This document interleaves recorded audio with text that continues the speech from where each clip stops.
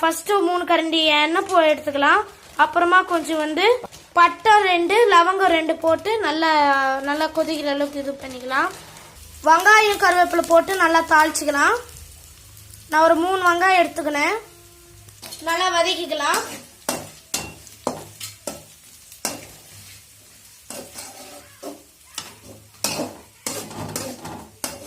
Maggi masala போட்டுக்கலாம். நல்லா மசாலா போட்டோம். இப்ப நம்ம நல்லா கலாரிக்கலாம். ரொம்ப தண்ணி ஊத்திக்கலாம்.